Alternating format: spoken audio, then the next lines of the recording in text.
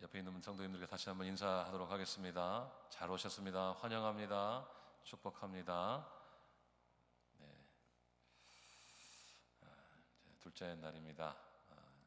이제 앞으로 3일 남았는데요. 나머지 3일도 정말 기도의 자리에서 하나님의 은혜를 경험하는 우리 모두가 될 수 있기를 주님의 이름으로 축원드립니다. 바울은 보냄받은 성도의 모델입니다. 그는 예수 그리스도의 종으로서 부르심을 받고 또 하나님의 복음을 위하여 사도로 보내심을 받았다는 자기 정체성이 분명한 사람이었습니다. 하나님의 아들 예수 그리스도의 복음, 그 복음 그 자체이신 예수 그리스도를 증거할 사람으로 보내심을 받은 사람이었습니다. 이 편지를 받는 로마교회 성도들은 사도 바울이 보내심을 받은 사람으로서 사역했던 데에 대한 열매였습니다. 예수 그리스도의 복음을 생명을 다해 전하고 가르쳤을 때 그들이 그 복음을 듣고 예수 그리스도의 소유가 되었던 것입니다. 오늘 바울은 그들에게 직접 가고 싶은 마음을 전하고 있습니다. 먼저 바울은 그들로 인해서 감사를 하고 있는데요. 8절을 한번 보시면 로마교회 성도들의 믿음이 온 세상에 전파되었기 때문이라고 밝히고 있습니다. 바울이 전한 복음을 듣고 그리스도인이 된 그들의 믿음의 소문이 로마의 발달된 문명을 통해서 온 세상으로 퍼져나갔던 것입니다. 여러분 그런 말 기억하시죠? 모든 길은 어디로 통한다고요? 로마로 통한다. 팍스 로마나. 로마를 통해서 발달된 도로망을 통해서 그 문명이 온 세상에 전파되었죠. 그러니까 로마에 있는 그리스도인들로 인하여서 회심한 그리스도인들로 인하여서 그들의 믿음의 소문이 그 발달된 문명을 타고 잘 발달된 길을 타고 온 세상으로 퍼져나갔던 것입니다. 복음을 전한 사람에게 있어서 그보다 더 기쁜 일은 없었을 것입니다. 여러분 생각해 보세요. 바울이 얼마나 기뻤겠습니까? 자신이 증거한 복음을 듣고 믿고 예수님을 믿고 영접해서 그들의 믿음 생활을 할 때 그 믿음의 소문이 온 세상에 퍼져나가고 그 소문이 나에게도 들려온다면 얼마나 기뻤겠습니까? 지난 연말에 살펴보셨던 요한 서신에서도 요한이 나의 자녀들이 진리 안에서 행하는 것만큼 나를 기쁘게 하는 일이 없다고 한 바가 있지 않습니까? 내가 증거하고 가르치는 그 복음대로 살고 그 진리대로 살아가는 그런 자녀들의 모습을 볼 때, 영적으로 내가 낳은 자녀들의 모습을 볼 때 그만큼 더 큰 기쁨이 없다고 했던 그 요한의 기쁨과 같은 기쁨을 오늘 바울도 누리고 있습니다. 그 기쁨은 9절에서 하나님이 나의 증인이라고 할 만큼 순수하고 진심 어린 기쁨이었습니다. 그냥 자기가 자랑하고 뽐내고 싶어서 와 역시 내가 복음을 잘 전해, 내가 사역을 참 잘하는 사람이야, 그래서 기쁜 것이 아니라 그들이 순수하게 믿음으로 살아가는 것 그 이유 하나만으로도 하나님이 내 증인이라고 할 만큼 그렇게 순수하고 진심 어린 기쁨이었던 것입니다. 그래서 바울은 그들이 너무나도 보고 싶었습니다. 10절과 13절, 15절에서 바울은 그들에게 가고 싶었던 그 간절한 마음을 전하고 있습니다. 사실 그때까지만 해도 바울이 그들을 본 적이 없습니다. 아주 소수의 사람을 빼고는 한 번도 그들을 직접 본 적이 없고 복음을 서신을 통해서만 전달했기 때문에 그들이 믿음 생활을 그렇게 잘한다는 이야기를 듣고 그들을 방문하고 싶었던 겁니다. 지금까지는 길이 막혀서 그들을 보지는 못했지만 바울은 속히 그들에게 가서 얼굴과 얼굴을 마주하고 복음을 전하고 싶어 했습니다. 그만큼 로마교회 성도들은 바울에게 큰 기쁨이 되었던 것입니다. 그렇게 바울에게 큰 기쁨을 주었던 로마교회 성도들에게 보냄을 받은 이 바울이 했던 일들이 무엇인지를 한번 살펴보겠습니다. 9절을 먼저 보세요. 9절에서 바울은 그들을 위해서 항상 무엇을 했다고 했습니까? 그들을 위해서 쉬지 않고 기도했다, 이렇게 이야기를 하고 있습니다. 자신의 기도에 쉬지 않고 그들을 말했다. 그러니까 자신이 기도할 때마다 그들을 위한 기도를 절대로 빠뜨리는 법이 없었다라고 하는 것입니다. 여러분도 기도할 때 그런 분들 계시죠? 항상 빠뜨리지 않고 기도하는 분들. 바울에게 있어서 이 로마교회 성도들은 그런 사람들이었습니다. 그들의 믿음을 위해서, 그들의 영혼을 위해서 쉬지 않고 잊지 않고 빠뜨리지 않고 기도했다는 것입니다. 11절에서는 그들에게 어떤 신령한 은사를 나누어 주어서 그들을 견고하게 하려고 했다고 했습니다. 그러니까 바울이 어떤 개인의 은사를 전한 것이 아니라 성령의 은사를 전달할 대리인으로서 그들에게 가서 그들의 믿음이 흔들리지 않도록 강하게 붙잡아 주려고 했던 것입니다. 여러분, 은사는 믿음의 견고함을 위해서 있는 것입니다. 우리에게 어떤 은사가 있다고 한다면 그것은 자랑하고 뽐내고 남을 판단하라고 주신 것이 아니고 우리의 믿음이 흔들리지 않고 견고하게 붙잡아 주시려는 하나님의 선물인 것을 꼭 잊지 마시기를 바랍니다. 기도의 은사를 받으셨습니까? 섬김의 은사를 받으셨습니까? 가르치는 은사를 받으셨습니까?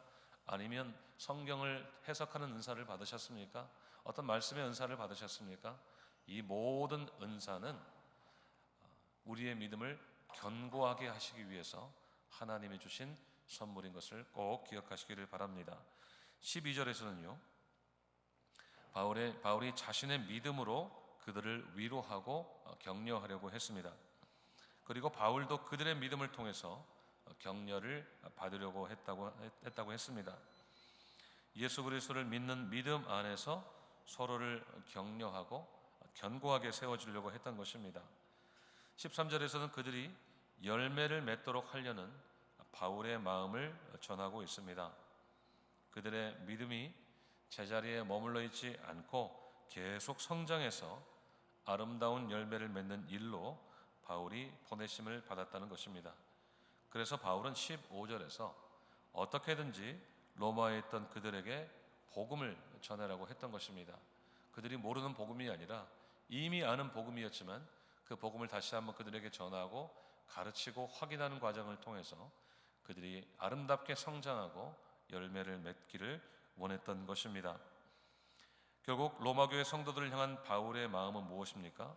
14절을 보십시오. 바울은 자신이 어떤 사람이라고 했습니까? 내가 빚진 자라. 한번 따라하겠습니다. 내가 빚진 자라. 내가 빚진 자라. 아멘. 헬라인이나 야만인이나 지혜 있는 자나 어리석은 자나 로마의 모든 성도들에게 내가 복음의 빚을 진 사람입니다 라고 이야기를 하고 있는 것입니다. 사랑하는 여러분, 보냄을 받은 성도의 마음은 언제나 빚진 자의 마음인 것을 꼭 기억하시기를 바랍니다. 바울은 빚진 자의 마음으로 그들을 위해 기도하고 믿음이 흔들리지 않도록 성령으로 붙잡아주고 또 믿음으로 위로하고 격려할 뿐만 아니라 그들이 아름답게 열매를 맺도록 복음을 전하려고 했던 것입니다. 바로 그 마음이 로마 교회 성도들에게 보내심을 받은 바울의 중심이었습니다. 이것은 부르심을 받고 보내심을 받은 우리가 해야 될 일이 무엇인가를 정확하게 말해주고 있습니다. 하나님은 오늘 우리를 누군가에게 보내십니다. 그 사람이 누구인가? 늘 우리의 마음이 가는 사람입니다. 하나님께서 우리 마음에 늘 부담으로 주시는 분입니다. 우리가 그 사람을 위해 해야 될 일은 바울이 했던 일과 동일합니다. 예수님을 안 믿는 분이라면 꼭 예수님을 믿고 구원받도록 복음을 전해야 되고 또 그들의 믿는 사람이라고 한다면 특별히 믿음이 연약한 사람이라고 한다면 그 믿음이 견고해지고 아름답게 성장하고 열매 맺도록 우리는 간절한 마음으로 기도해야 합니다. 성령의 은혜로 믿음이 흔들리지 않도록 그 사람을 꼭 붙잡아 주어야 합니다. 또 우리의 믿음으로 그 사람을 위로하고 격려해 줄 수 있어야 됩니다. 나처럼 믿으면 이렇게 견고한 믿음의 사람이 된다고 말해 줄 수 있어야 합니다. 그리고 무엇보다도 아름답게 믿음의 열매를 맺는 사람이 되도록 복음을 전해주고 가르쳐주고 또 복음으로 권면할 수 있어야 합니다. 보냄을 받은 우리는 그렇게 늘 빚진 자의 마음을 가지고 있어야 됩니다. 여러분 빚져본 적 있으시죠? 다 리치하신가 봅니다. 빚을 져보신 적이 있으시다면 그 마음을 아실 겁니다. 이 빚 빨리 갚아야 되는데 빚지고는 불편해서 못 살잖아요. 이 빚을 누군가에게 갚아야 된다는 그런 빚진 자의 마음이 우리 가운데 있어야 된다는 것입니다. 왜 그렇습니까? 우리가 그 복음을 어떻게 받았어요? 거저 받지 않았습니까? 공짜로 받지 않았습니까? 거저 받았기 때문에 우리는 거저 갚아야 될, 거저 나누어져야 될 그런 의무를 가지고 있는 것입니다. 그래서 바울처럼 하나님이 우리를 보내신 그 영혼에게, 그 형제 자매에게 갈 수 있는 길을 열어달라고 간절한 마음으로 기도해야 됩니다.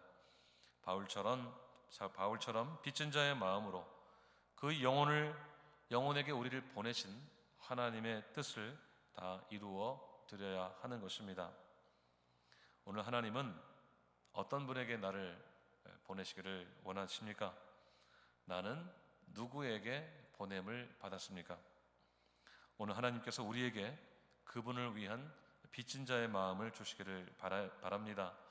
내가 꼭 섬겨야 될 사람, 성령 안에서 기도하며 붙잡아야 될 사람, 그래서 믿음 안에서 아름다운 성장의 열매를 맺어야 될 사람을 위해서 보냄받은 자의 사명을 다하는 우리가 되었으면 좋겠습니다.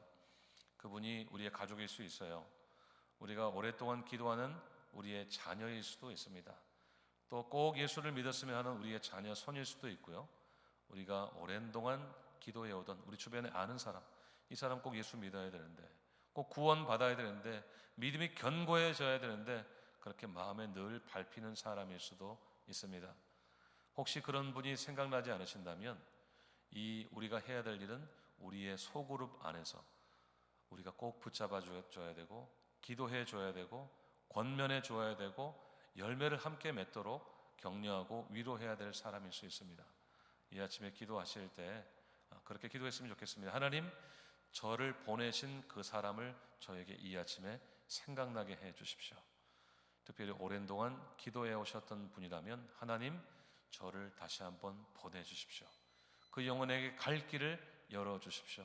그래서 그 영혼에게 오늘 바울이 했던 것처럼 바울이 가졌던 그 빚진 자의 마음을 허락하여 주시고, 그 영혼을 위해서 진심으로 기도하고 위로하고 격려하고 권면하고 아름답게 열매 맺도록 복음을 증거할 수 있는 우리가 모두가 될 수 있게 해달라고 간절히 기도하는 이 아침 되시기를 주님의 이름으로 축원드립니다.